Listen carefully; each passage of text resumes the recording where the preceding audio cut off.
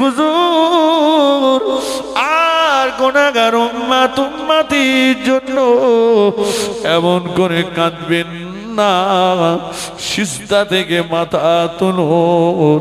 আমি আবু বকর আমার জীবনের তামাম নেকিগুলো গুনাহগার উম্মত উম্মতির নাজাতের জন্য আপনার কদমে দিয়ে দেব। আল্লাহ নবী সিজদা থেকে মাথা তোলেন না।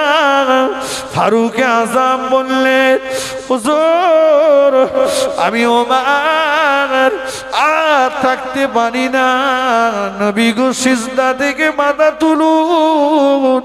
ওমরের জীবনের তামাম নেকিগুলো গুনাহগার উম্মত উম্মতির জন্য আপনার কদমে দিয়ে দেব। নবী সিজদা থেকে মাথা তোলেন না। ওমর রাদিয়াল্লাহু তাআলা আনহু বললেন, ও ভাই আবু বকর আপনি আমার নবীর পাশে একটু দাঁড়ান, দেখি কোথায় গেলে, কাকে নিয়ে আসলে। আল্লাহ নবী সিজদায় আর পড়ে থাকতে পারবেন না।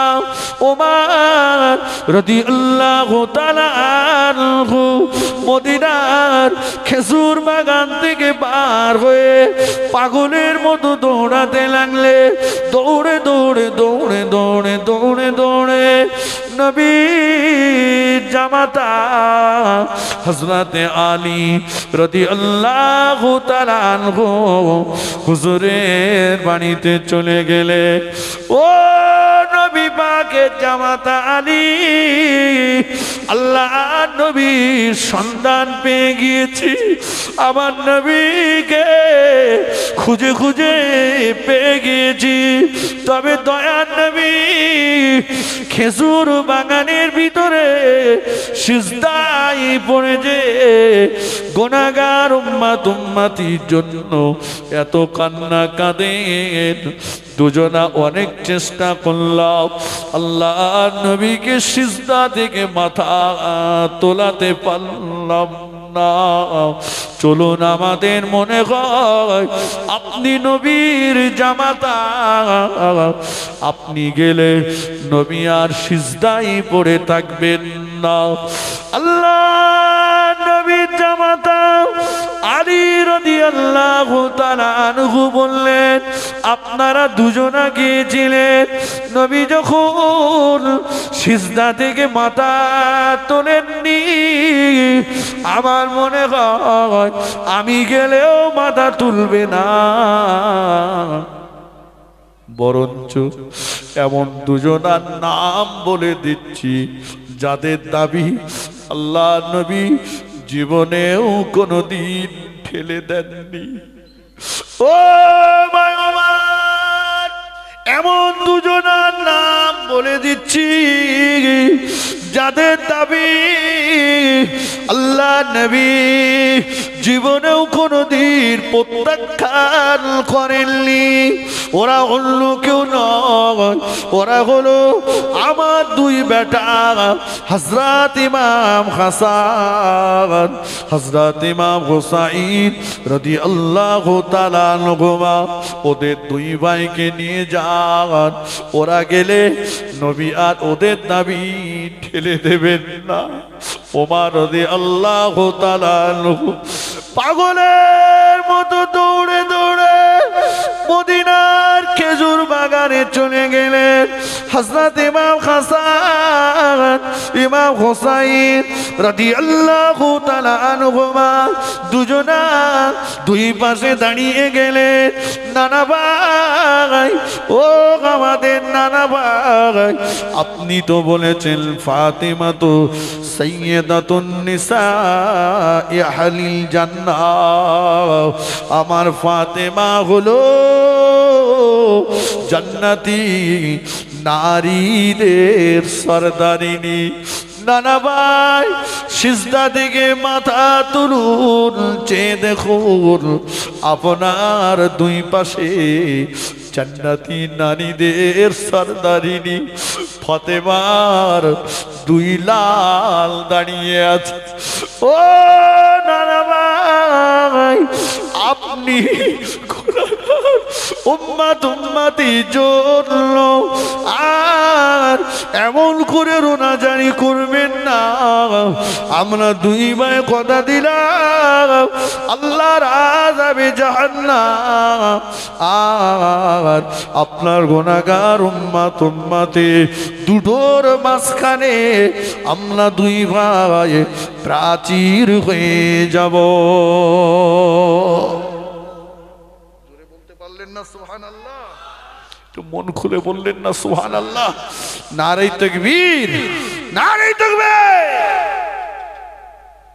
বাবা, একটা রাতের কিছুটা অংশ নবীর জন্য একটু ঘর বাড়ি ছেড়ে বসে আছি, আর নবী আমাদের জন্য সব ত্যাগ করে খেজুর বাগানের ভিতরে সিজদায় পড়ে যে কাঁদছেন কেন? আমাদের নাজাতের জন্য তো। কথা ঠিক কিনা বলে?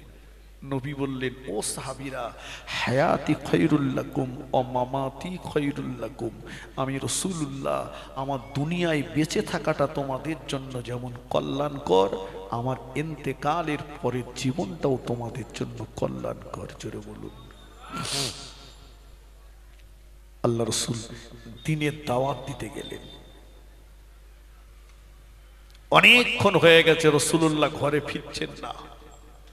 নবীর জন্য ঘরের ভিতরে ইন্তজার করছেন নবীর বিবি আমাদের আম্মাজান খাদিজাতুল কুবরা রাদিয়াল্লাহু আনহা আর ফাতেমাতুজ জাহরা রাদিয়াল্লাহু আনহা।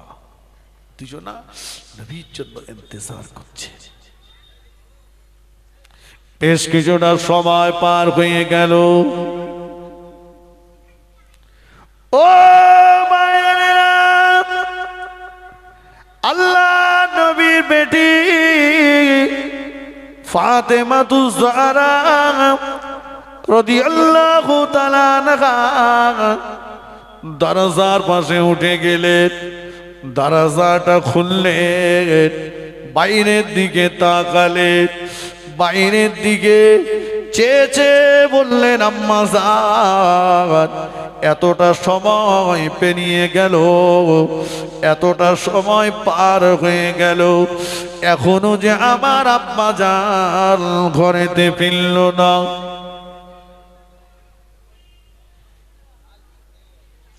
বাপ যদি কোথাও যায়, ছেলে মেয়ে যদি বাড়িতে থাকে, বেশি চিন্তা করে খোঁজ নাই কে বলেন তো? ছেলে না মেয়ে? মেয়ে, মেয়ে, মেয়ে। আম্মা, এতটা সময় পার হয়ে গেছে, এখনো যে আব্বাজান বাড়ি আসেনি। মা খাদিজাতুল কুবরা রাদিয়াল্লাহু আনহা বোঝাচ্ছেন, ফাতেমা, তোমার আব্বা দ্বীনের দাওয়াত দিতে গিয়েছে, পথ হারা পথ ভোলা মানুষগুলোকে পথ দেখাতে গিয়েছে, কেন দেরি করছে জানি না মা, আমিও তো চিন্তায়। ফাতেমা আবার কিছুক্ষণ পরে যে দরজা খুললেন, আম্মা, এখনো আব্বা বাড়িতে আসছে না। ফাতেমা, একটু ধৈর্য ধরো মা, সবর করো মা, তোমার আব্বা জান আসবেন। আবার বেশ কিছুটা সময় পার হয়ে গেল। নবী নন্দিনী ফাতেমাতুজ জাহরা রাদিয়াল্লাহু তাআলা আনহা দরজার পাশে গেলেন, দরজাটা খুললেন, দরজাটা খুলে বাইরের দিকে চেয়ে বললেন, আম্মা জান, ওই দেখুন না, আমাদের বাড়ির দিকে কে যেন একজন ব্যক্তি গুটি গুটি গুটি গুটি পায়ে হেঁটে হেঁটে আগিয়ে আসছে। আম্মা জান, ওই ব্যক্তিটাকে আমি ফাতেমা চিনতে পারলাম না, ওই ব্যক্তিটাকে আমি ফাতেমা চিনতে পারলাম না। ও আম্মা জান, আমাদের বাড়ির দিকে গুটি গুটি পায়ে যিনি আগিয়ে আসছে, ওই ব্যক্তিটাকে দেখে বড় দুর্বল, বড় জয়ীফ, বড় কমজোরি মনে হচ্ছে আম্মা জান। শুধু তাই নয়, ও আমার আম্মা জান, আমাদের বাড়ির দিকে গুটি গুটি পায়ে হেঁটে হেঁটে যিনি এগিয়ে আসছেন, আমি ফাতেমা জীবনেও কোনোদিন এমন মানুষ চোখে দেখিনি। জীবনেও কোনোদিন আমি ফাতেমা আমার নজরে এমন চেহারার মানুষ চোখে দেখিনি। মা খাদিজাতুল কুবরা বললেন, ও বেটি ফাতেমা, কেমন ব্যক্তি আমাদের বাড়ির দিকে হেঁটে হেঁটে এগিয়ে আসছে, যেমন ব্যক্তি ইতিপূর্বে কোনদিন চোখে দেখনি মা, কোনদিন চোখে দেখনি মা। ফাতেমা তুজারা বললেন, আম্মা জান, আমাদের বাড়ির দিকে গুটি গুটি পায়ে হেঁটে হেঁটে যিনি এগিয়ে আসছেন, ওনার গোটা শরীরটা লাল, তামাম শরীরটা লাল রঙের। আম্মা জান, আমি ফাতেমা ইতিপূর্বে কোনদিন এমন লাল চেহারার মানুষ চোখে দেখিনি। ও আমার আম্মা জান, মানুষের চেহারা যেমন লাল রঙের হয়, মানুষের বদন যেমন লাল রঙের হয়, এটা আমার জানা ছিল না। আমি কোনোদিন এমন লাল চেহারার মানুষ চোখে দেখিনি। আমাদের আম্মা জান খাদিজাতুল কুবরা রাদিয়াল্লাহু তাআলা আনহা তড়িঘড়ি দরজার কাছে উঠে আসলে, আমাদের আম্মা জান দরজার কাছে এসে বাইরের দিকে চেয়ে আমাদের আম্মা জান ডুগুরে ডুগুরে কেঁদে ফেলে, বেটি ফাতেমা, ও মা ফাতেমা, চিনতে পারলে না মা ওই ব্যক্তিটাকে? কি চিনতে পারলে না মা? না আম্মা জান, চিনতে পারলাম না। ফাতেমা, উনি অন্য কেউ নয়, উনি হলেন তোমার আব্বা জান, দিন ও দুনিয়ার বাদশাহ হাবিবুল্লাহ জনাব মুহাম্মদুর রাসূলুল্লাহ সাল্লাল্লাহু আলাইহি ওয়াসাল্লাম। ফাতেমা তুজারা বললেন, ও আমার আম্মা জান, আমার আম্মা জানেন নূরের বদনের দিকে তাকালে পূর্ণিমার চাঁদটাও যে হার মেরে যায়। আম্মা জান, আমাবস্যার কালো ঘুটঘুটে অন্ধকার রাতে, অন্ধকার ঘরে যদি আমার আব্বা জান প্রবেশ করে, অন্ধকার ঘরটা আমার আব্বা জানের নূরের বদনের আলোয় আলোকিত হয়ে যায়। আম্মা জান, আর আজকে আমি ফাতেমা আমার আব্বা জানকে দেখে চিনতে পারি না। আল্লাহ নবী বিবি আমাদের আম্মা জান বললেন, বেটি রে, ও বেটি ফাতেমা, তোমার আব্বা দিনের দাওয়াত দিতে গিয়েছিল, আল্লাহ পাকের ওয়াহদানিয়াতের বাণী, একত্ববাদের বাণী প্রচার করতে গিয়েছিল। বেঈমানের দলেরা, বেদিনের দলেরা, কুফফারে কুরাইশরা তোমার আব্বাকে এতবার মেরেছে। তোমার আব্বা জানে নূরের বদনটা রক্তে লাল হয়ে গিয়েছে মা।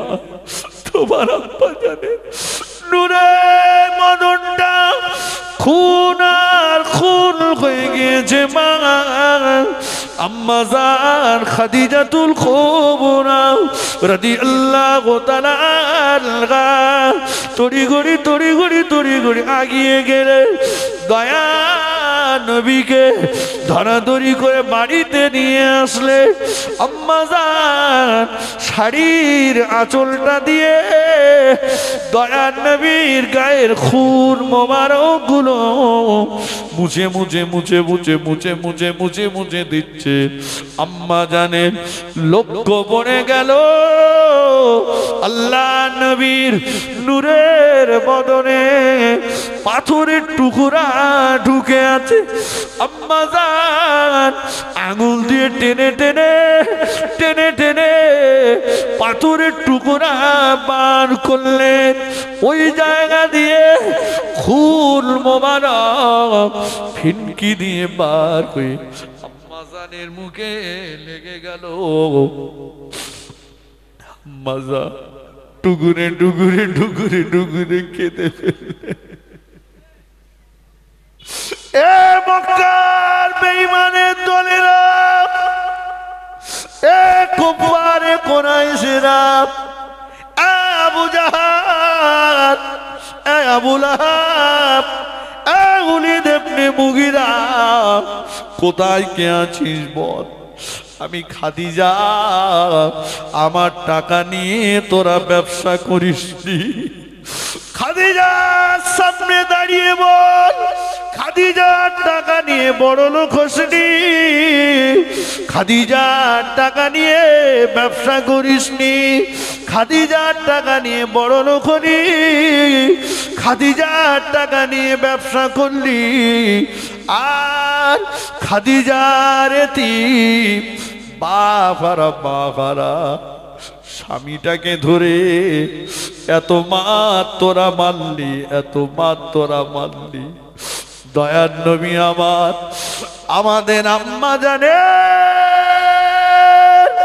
মুখে কাঁদটা লাগিয়ে দিয়ে বললেন, খাদিজা বলো না, এমন করে বলো না, খাদিজা এমন করে বলো না।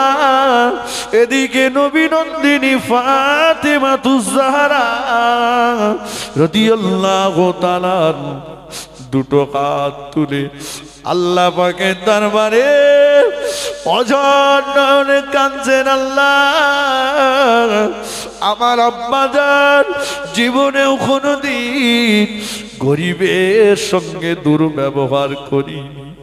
আমার আব্বা জান কখনো এতিমের মাল আত্মসাৎ করিনি।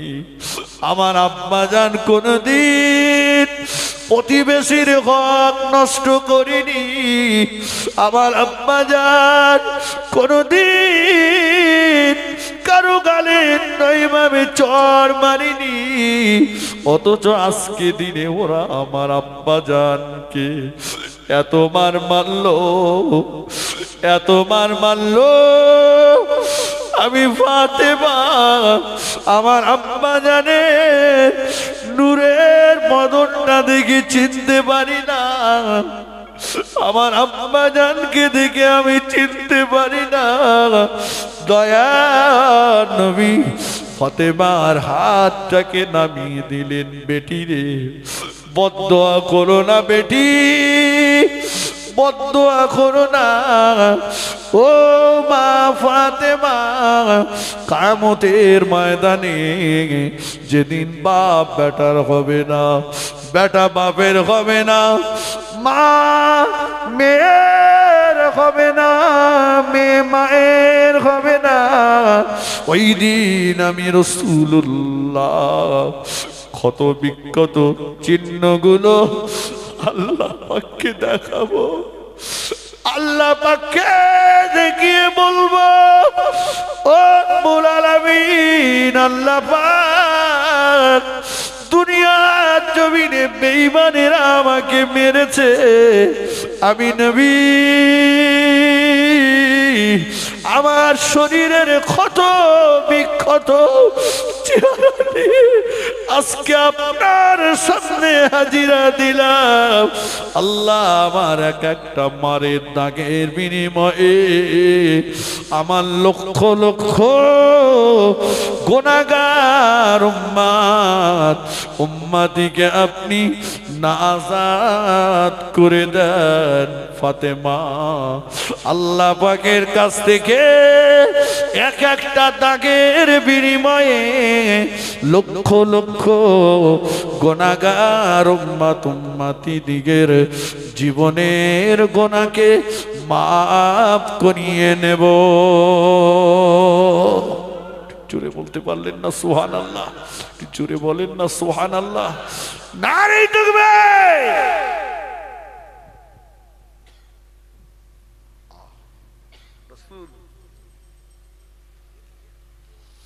মার খেয়েছে, মারের আঘাতের দাগগুলো রাসূলুল্লাহ উম্মতের নাসাতের জন্য ব্যবহার করবেন। ভেবেছেন একবার?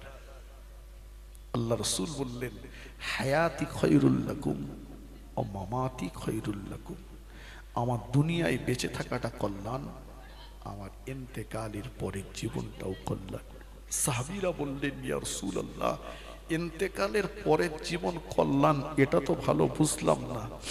নবী বললেন, সাহাবীরা, আমার ইন্তেকালের পরে প্রতি সোমবার এবং শুক্রবার আল্লাহ পাক আমি রাসূলুল্লাহ আমার দাবিতে আমার উম্মতের আমল নামাটা আমার মাজার মুকাদ্দাসে পৌঁছে দেবেন। জোরে বলুন, একটু মন খুলে বলেন। জি, আমি রাসূলুল্লাহ যদি দেখতে পাই আমার কোন উম্মতের আমল নামায় গোনা বেশি হয়েছে, আমি উম্মতের গোনা মাফের জন্য আল্লাহর কাছে ক্ষমা প্রার্থী হব। আল্লাহর কাছ থেকে উম্মতের আমল নামার গোনাগুলোকে মাফ করিয়ে নেব। জোরে বলুন। ফিরে আসি আপন জায়গায়।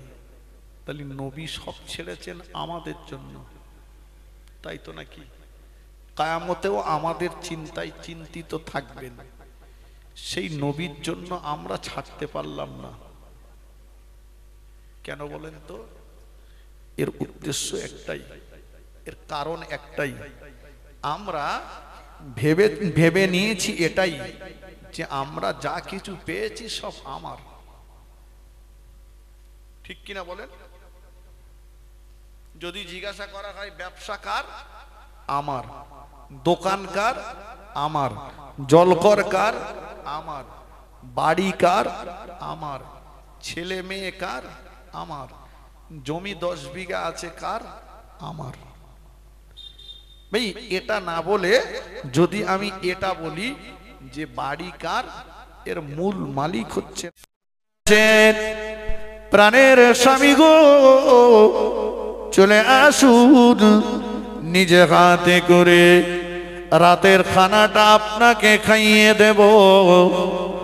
হুজুর বললেন, ও আমার বিবি, খানা আমি পরে খাবো, তুমি আগে আমায় বলো। আমি যখন আসরের নামাজ পড়তে যাচ্ছিলাম, তুমি আমাকে বলেছিলে সোনার মানিক আমার অসুস্থ, সোনার মানিকের বড় জ্বর। ও বিবি, নামাজে যে মসজিদে যে মসজিদকে এতটা ভালোবেসে ফেলেছিলাম, নামাজে এতটা ডুবে গিয়েছিলাম, আল্লাহ আল্লাহ নবীর প্রেমে এতটাই নিমজ্জিত হয়ে গিয়েছিলাম। ও বিবি, তোমার কথা আমার মনে ছিল না, বাচ্চার কথা আমার মনে ছিল না, বাড়ির কথা আমার মনে ছিল না। বিবি, বলো না এখন আমার সোনার মানিক কেমন আছে? বিবি বললেন, প্রাণের স্বামী গো, সোনার মানিক আল্লাহর হেফাজতে আছে। জোরে বলুন সুবহানাল্লাহ, মন খুলে বলেন সুবহানাল্লাহ। সোনার মানিক কোথায় আছে? কোথায় আছে? আল্লাহর হেফাজতে আছে। আসেন রাতের খাবারটা খেয়ে নেন, নিজে হাতে করে রাতের খাবারটা খাইয়ে দিলেন, রাতের খানাটা খেলেন। প্রাণের স্বামী গো,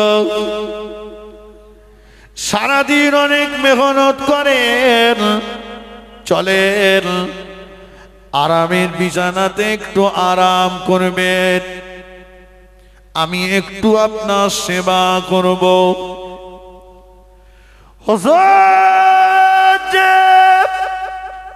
আরামে বিছানা বালিশে মাথা রাখলেন, হুজুরের বিবি সাহেবা হুজুরের খেদমতে নিয়োজিত হয়ে গেলেন। হুজুর আবার ঘুমিয়ে গেলেন। হুজুরের বিবি সাহেবা হুজুরের বালিশে মাথা রেখে উনিও ঘুমিয়ে গেলেন। দেখতে দেখতে রাত পার হয়ে গেল, ফজরের রক্ত এসে গেল, ফজরের আযান হয়ে গেল। স্বামী স্ত্রী উভয়ের ঘুমটা ভেঙে গেল। জোরে বলুন সুবহানাল্লাহ। স্বামী স্ত্রী দুজনার ঘুমটা ভেঙে গেল, দুজনাই উঠে পড়লেন। ও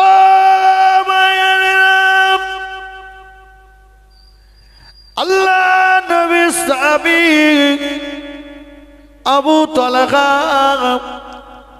রাদিয়াল্লাহু তাআলা আনহু হুজুর আমার ওযু করে রেডি হয়ে নিচ্ছেন, ফজরের নামাজ আদায় করতে যাবেন। হুজুরে বিবি সাহেবা সামনে এসে দাঁড়িয়ে গেল। প্রাণের স্বামী গো, কোথায় যাবে? বিবি, ফজরের আযান হয়ে গিয়েছে, নামাজ আদায় করতে যাব। ও আমার প্রাণের স্বামী, চলে যান, তবে যাওয়ার আগে আমার দুটো কথার জবাব কি একটু দিয়ে যাবেন? বলো না বিবি, কি জবাব দিতে হবে? ও আমার প্রাণের স্বামী, কেউ যদি আপনার কাছে কোনো জিনিস আমানত রাখে, এই আমানতটা তিনি যদি ফেরত চান, চাওয়ার সঙ্গে সঙ্গে আপনি তাকে ফেরত দেবেন কিনা? আর ফেরত যদি দেন, আপনার মনে কোনো কষ্ট হবে কিনা? হুজুর বললেন, ও আমার বিবি, দয়ার নবীর নূরের জবানে বলতে শুনেছি, আয়াতুল মুনাফিক সালাসুন ওয়া ফি রিওয়ায়াতিন আরবাআতুন। আল্লাহ নবী বললেন, মুনাফিকদের তিনটে লক্ষণ। ইযা কাযাবা কাযাবা, যখন তারা কথা বলবে, কথায় কথায় মিথ্যা কথা বলবে। ওয়া ইযা ওয়াদা খলাফা, ওয়াদা করলে ওয়াদাটা তারা খেলাপ করবে। ওয়া ইযা তুমিনা খান, তারা আমানতের মাল খেয়ানত করবে। ও বিবি, আমানত যদি খেয়ানত করি, মুনাফিকের তালিকায় নাম চলে যাবে। আল্লাহ পাক কোরআন পাকে জানিয়েছেন, ইন্নাল মুনাফিকিনা ফিদ দারকিল আসফালি মিনান নার। মুনাফিকদের জায়গা হলো জাহান্নামের তলদেশ।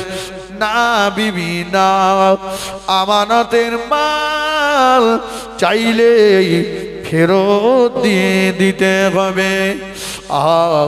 বিবি, যার মাল তাকে ফেরত দেব, কেন আমায় কষ্ট হবে?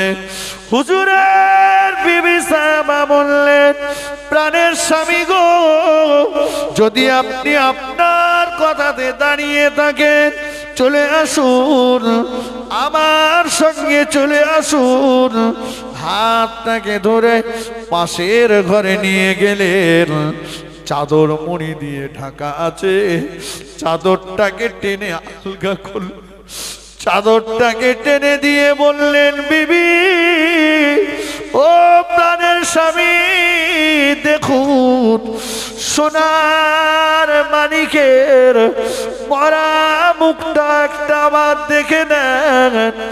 গতকাল আপনি যখন আসরের নামাজ পড়তে যাচ্ছিলেন, আমি আপনাকে বলেছিলাম সোনার মানিকের বড় জ্বর, সোনার মানিক আমার বড় অসুস্থ।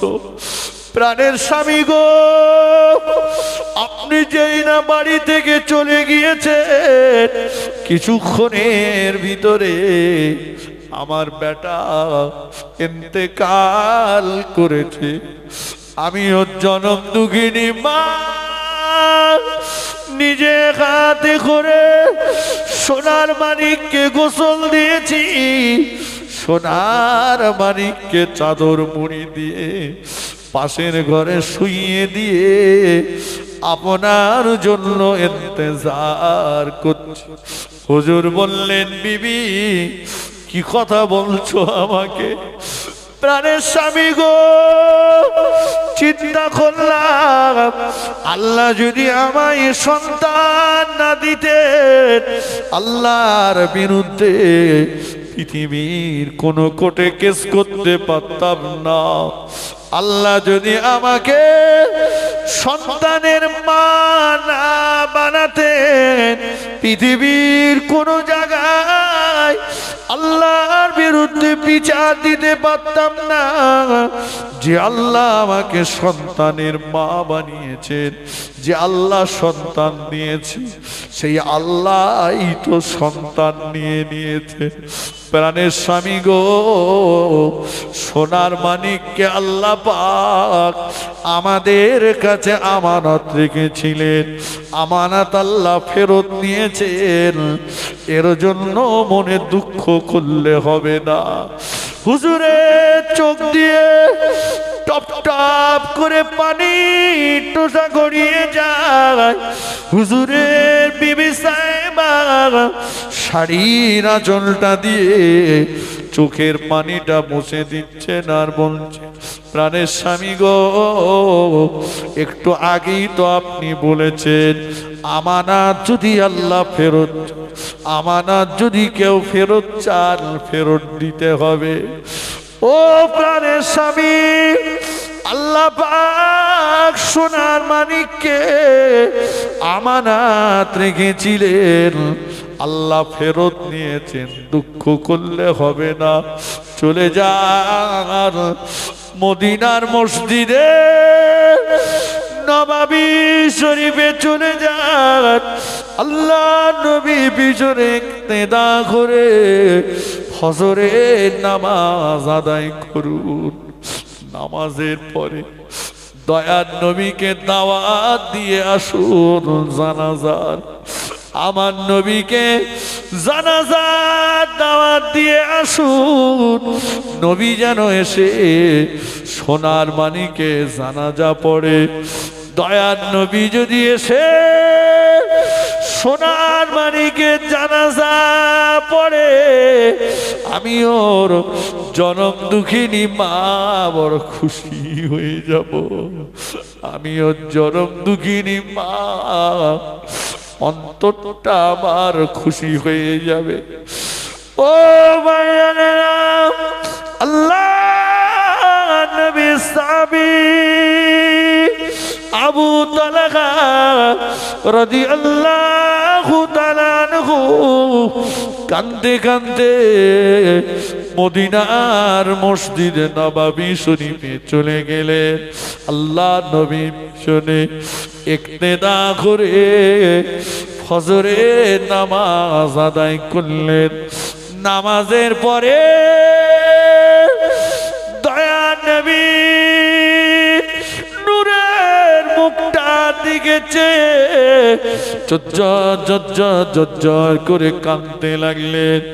নবী বললেন, বাবা, ও বাবা আবু তালহা, ইশার নামাজ জামাতের সঙ্গে আদায় করে বাড়ি গিয়েছো বাবা, ফজরের নামাজ আবার জামাতে পড়তে এসেছো, ইশার নামাজ জামাতের সঙ্গে আদায় করে বাড়ি গিয়েছো বাবা, ফজরের নামাজ পড়তে এসেছো জামাতে বাবা, কি হয়েছে এমন, কেন এমন করে কান্নাকাটি করছো? হুজুর আমার সব কথাগুলো দয়ার নবীকে খুলে বললে, হুজুর আমি আমার বিবির বিরুদ্ধে আপনার কাছে বিচার দেব। আল্লাহ নবী, দয়ার নবী আমার হুজুরের সব কথাগুলো শুনলেন।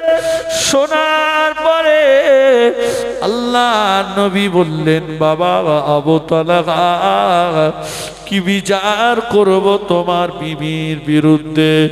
তোমার বিবি যে ধৈর্য ধারণ করেছে, তোমার বিবি যে সবর এখতিয়ার করেছে, এমন ধৈর্য ধারণকারিণী ব্যক্তিদিগের জন্য আল্লাহ পাকের দয়ার জান্নাতের 8টি দরজা আল্লাহ খুলে দিয়ে রেখেছে।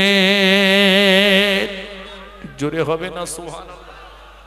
জোরে বলতে পারলেন না সুবহানাল্লাহ? তাকবীর দেন, নারে তাকবীর, নারে তাকবীর, নারে তাকবীর। আমার ভাইরা, মুরব্বীরা, নওজওয়ান যুবকেরা, মসজিদে যে আল্লাহ ভুলে গেলেন, কথা ঠিক কিনা বলেন? আল্লাহ ভুলে গেলেন, কথা বলেন না, গোটা দুনিয়া ভুলে গেলেন, আল্লাহর প্রেমে মশগুল হয়ে গেলেন, নামাজে এতটা ডুবে গেলেন, বিবির কথা, বাচ্চার কথা, বাড়ির কথা, কারো কথা মনে নাই। আর আমরা নামাজে দাঁড়ালি দুনিয়ার কথা সব মনে আসে। কি বলেন ভাই? মাঝে মাঝে 3 রাকাত নামাজ 4 রাকাত হয়ে যাচ্ছে, কখনো 4 রাকাত নামাজ 2 রাকাতে সালাম ফেরোচ্ছে, মন নেই, ওদিকে মন নেই, মন একদিকে আর নামাজে দাঁড়িয়েছে। কোথায় সেই